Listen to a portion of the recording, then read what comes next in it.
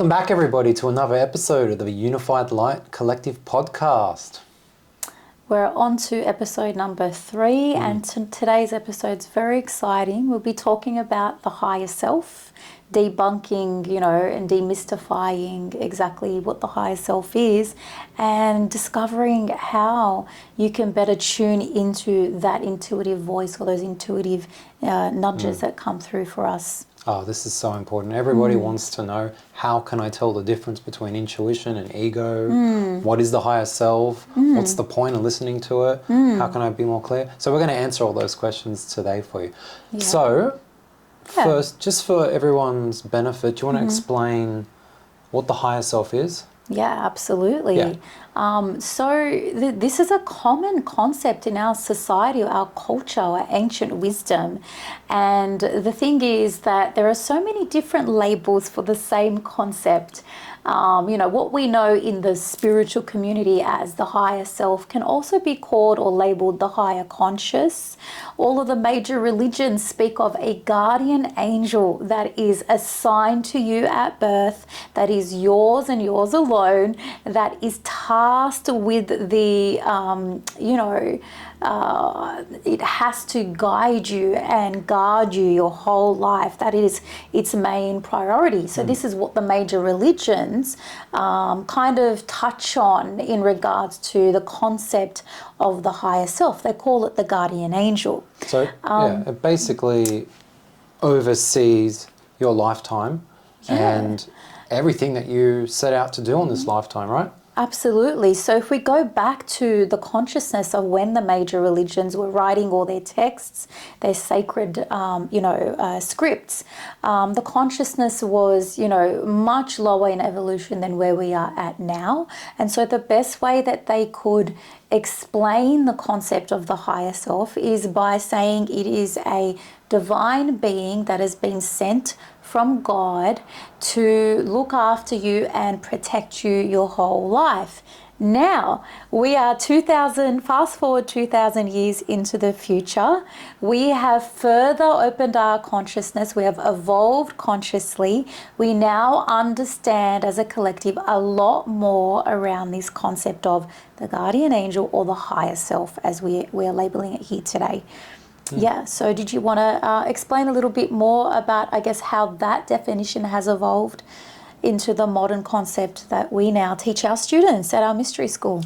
Yeah, I think the main thing with the higher self, it is always there with you, guiding you, talking to you. It knows what is in your best interests and everything you need to learn or you set out to do before you came into this life. Yeah. It knows, it actually sees all of your past timelines and future timelines as well. So and parallel.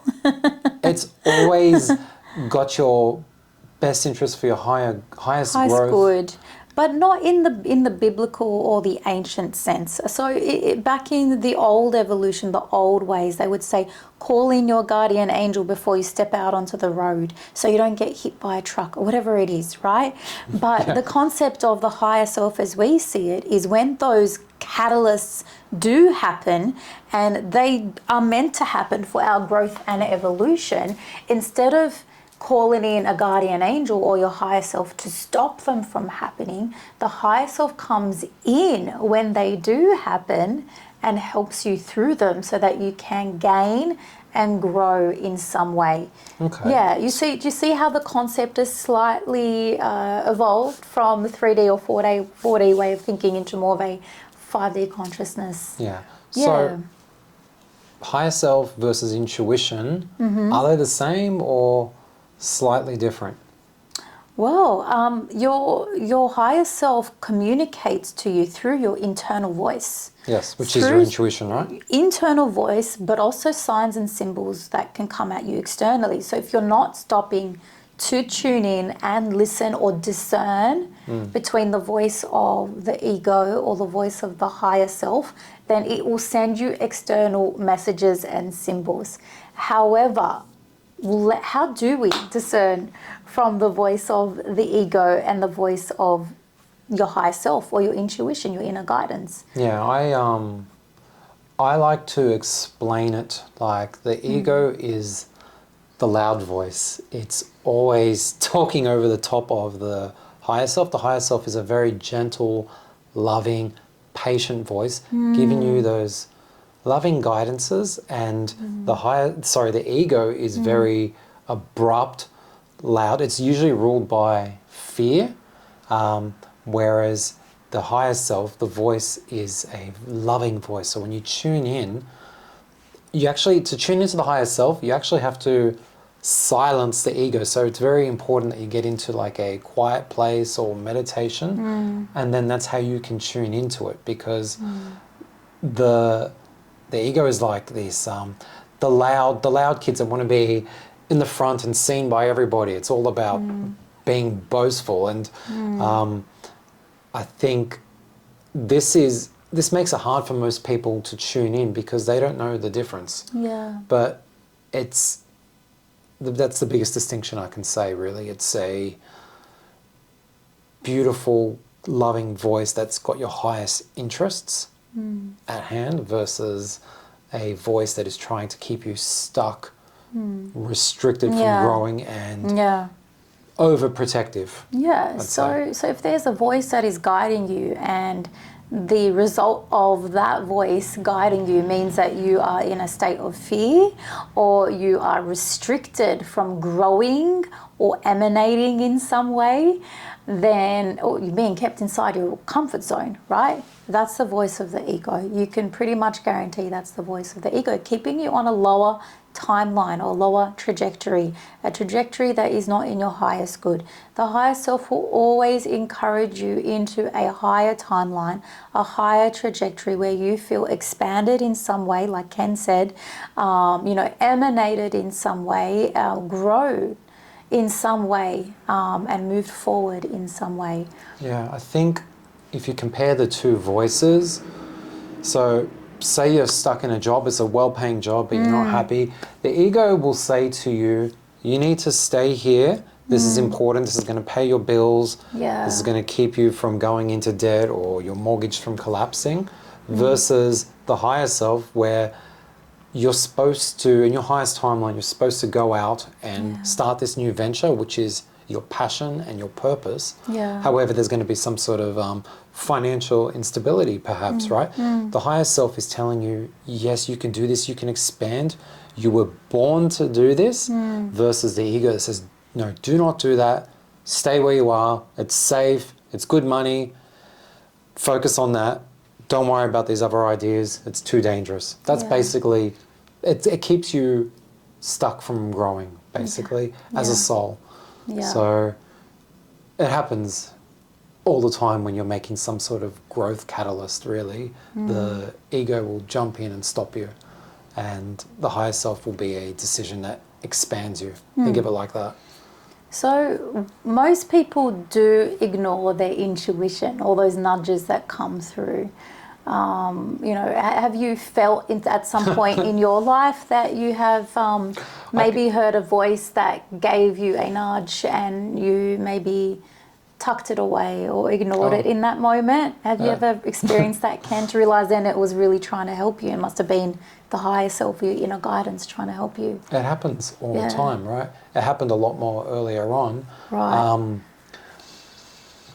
Basically, even with my physio business, I've been having these gentle nudges for maybe 3 or 4 years. Actually, you know what? If I think back, probably maybe even 10 years.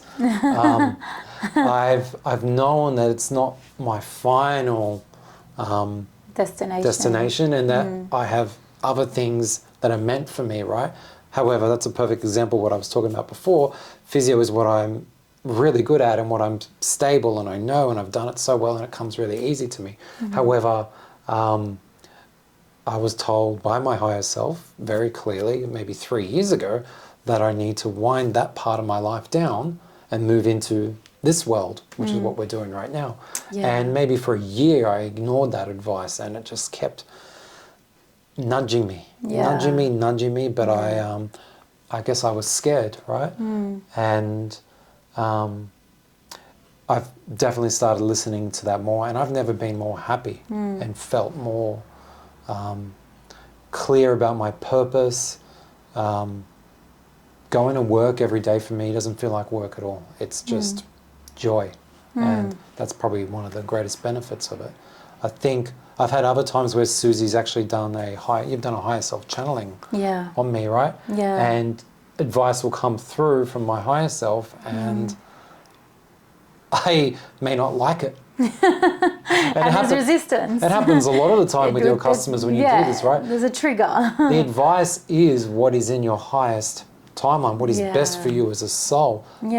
But you might not like it because it's going to involve a growth, but also some disruption to the way things currently are. Yeah. And that can be difficult. So I think often people might get this advice, but they push it aside because they really are afraid, I would say, of destabilizing their nervous system and upheaving their life. So they choose safety and stopping growth to keep stability. However, they don't have meaning, passion, clarity, purpose. Yeah. So it comes at a cost. Yeah, absolutely.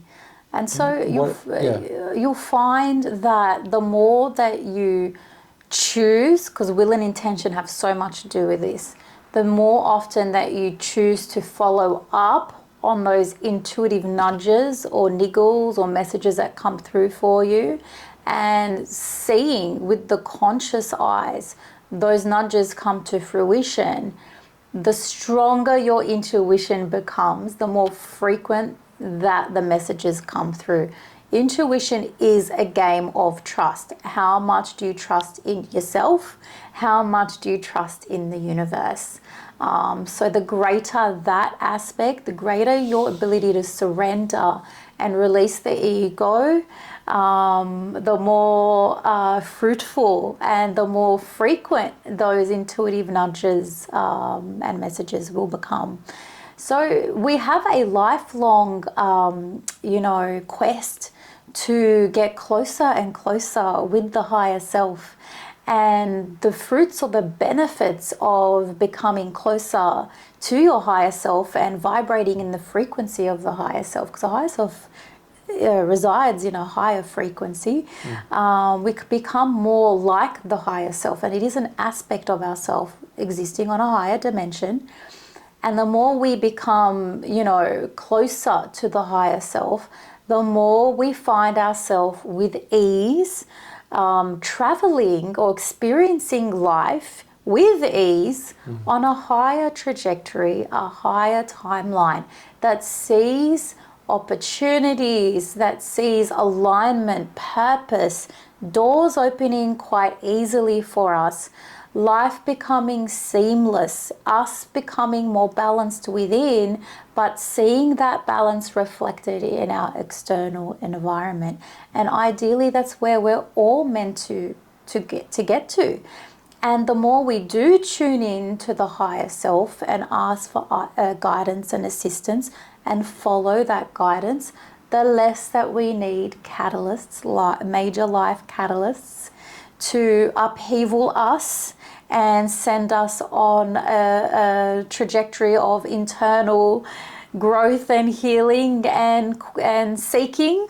So if we're already seeking, we don't need to be stopped in our tracks by a large catalyst to encourage that internal seeking.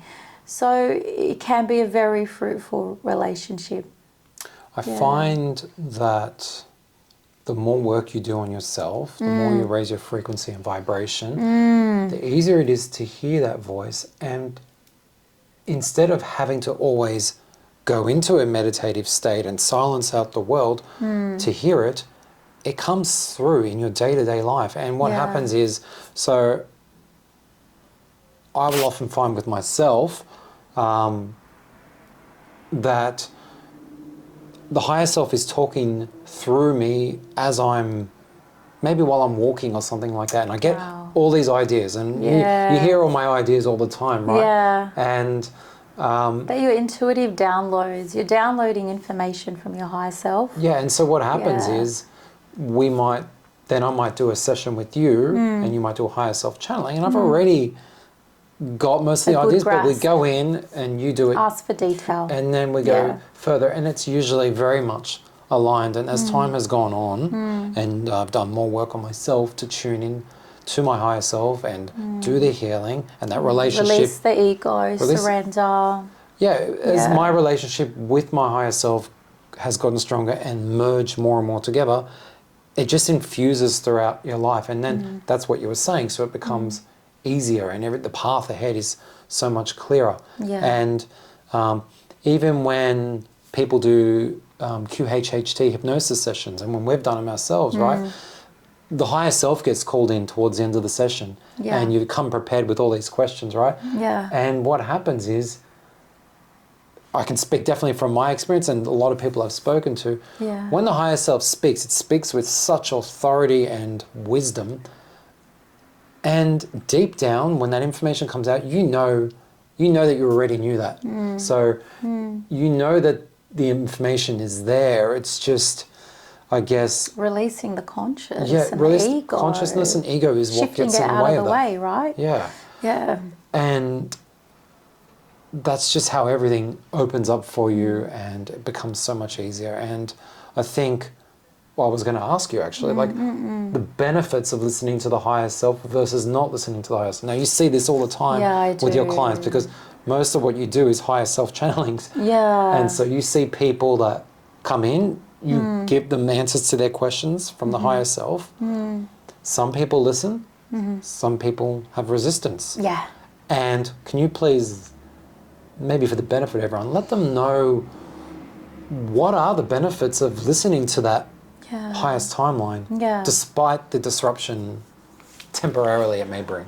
A lot of my clients who come in, so I tune into their higher self, not mine, their higher self, to have their questions answered. But a lot of the ones that come in to see me, they're coming with a catalyst, either a physical injury, a sickness, or a life-changing event, right? And they want to see their way out of that. And the higher self will come in and say, hey, for example, you want to see your way out of this sickness that you have to let go of this divorce that you are so stuck on that you cannot let go of. You need to forgive the person, and you need to focus on you. This all happened for you, not to you, for example, right? That is one of the most common things. And so the people that get stuck, they're like, no, I want justice. I want retribution. I'm not letting go of this person. You know, I want them to suffer, or I want them, they owe me, or they whatever, and I don't want to let it go.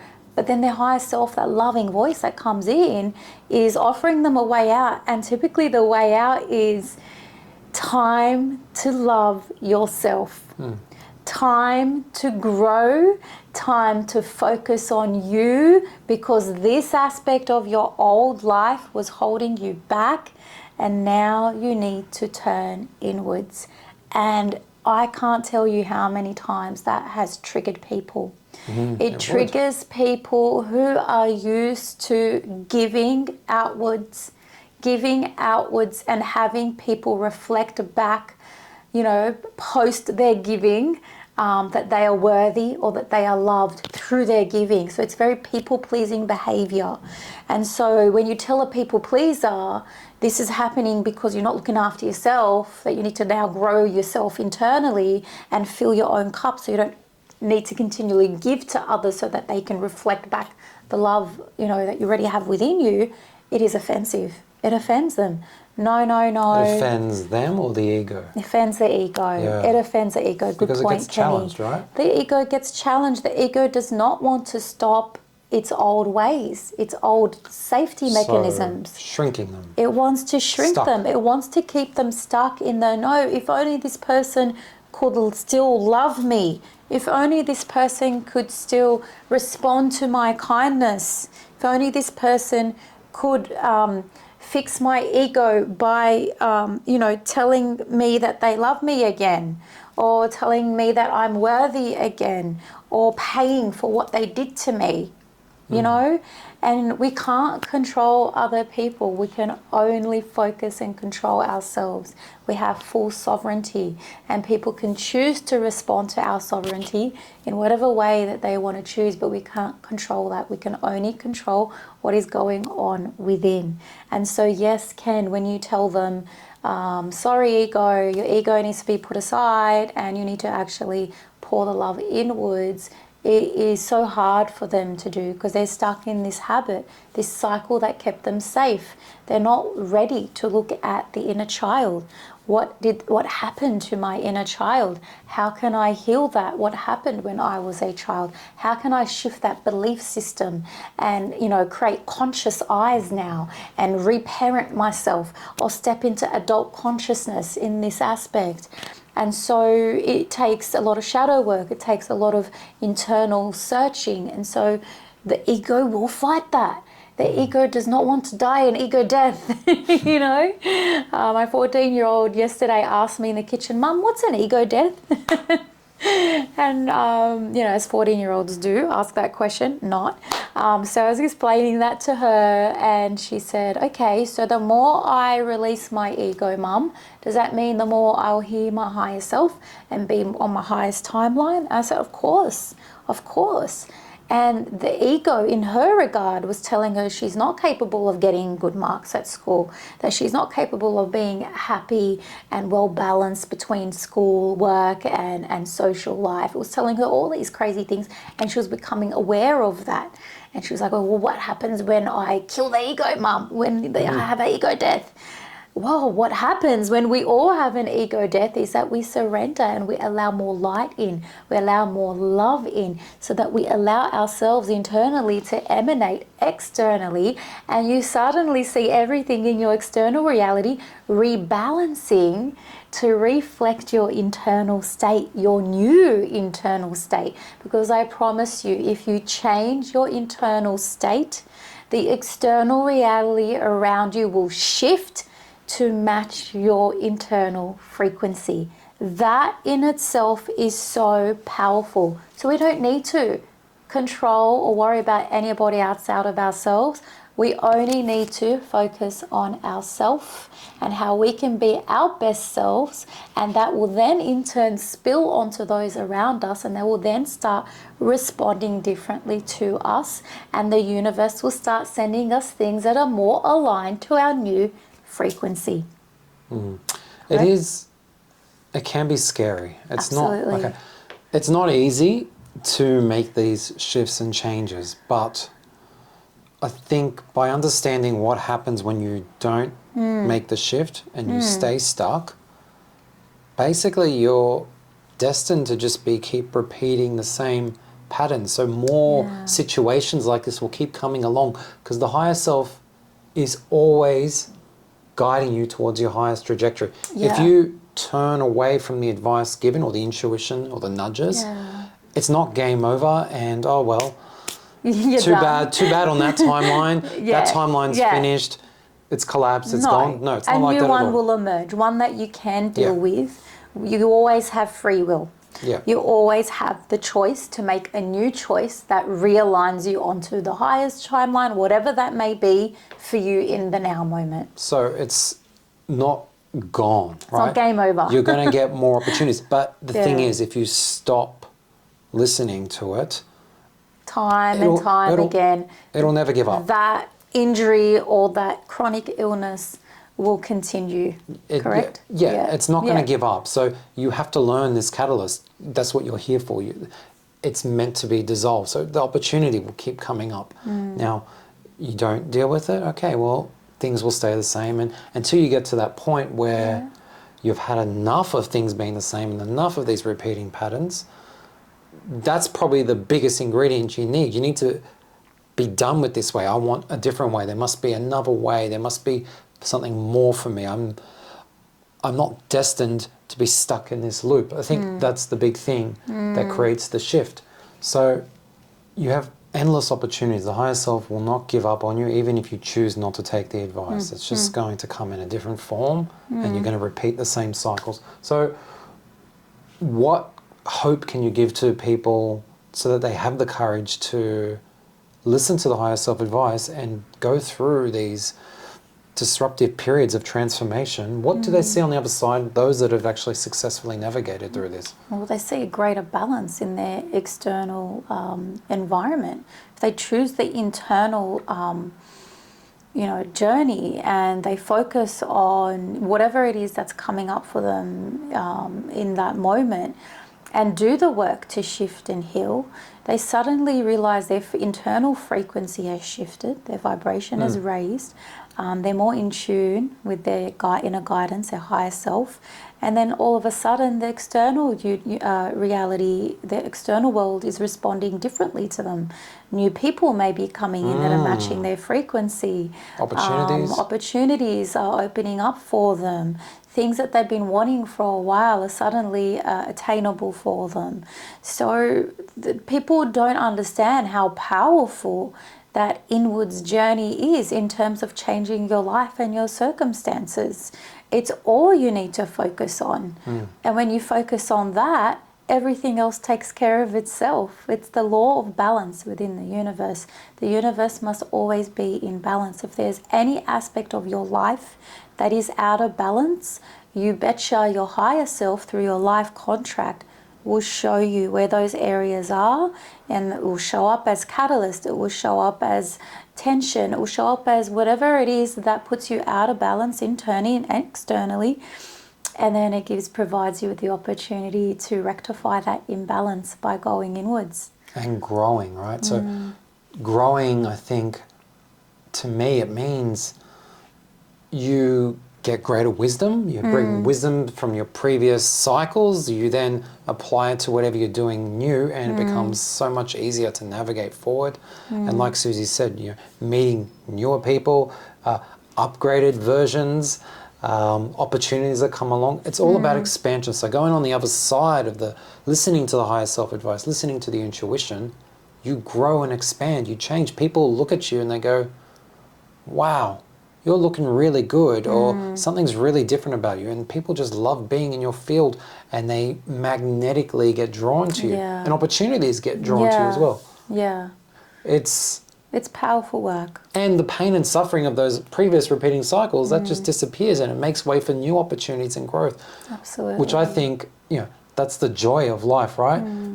Ever unfolding, new stories, exploring, and that's what we're here for. We're not here to be stuck rigid and in a box. And if we stick to that, we lose the meaning, we lose the peace, and we lose the purpose, and that's what we're all trying to shift out of. So cannot go wrong by going within, listening to your intuition, the higher self, and basically if this topic intrigued you and you want to learn more, Suzy absolutely loves doing higher self channelings, and that can be a great place to start. You come with questions that are coming up for you right now, all these repeating cycles, and she will have a direct conversation with your higher self and translate what you need right now to hear. And it's and why what is happening, and why it's happening for your highest good. That's so powerful. It is. It's it's so good. And if you keep listening to her, like so many of her clients do, they just keep shifting and growing, and growing. Life gets better, life gets better. So it's really exciting to look forward to. Yeah, absolutely. All right, I think that wraps us up for today. It's been an absolute pleasure. We could talk about this for hours. It's a great topic. But, leave some comments on this episode if you have any questions, and we love answering questions. So do engage, and we'll see you again all real soon for our next exciting episode. Absolutely. All right, bye.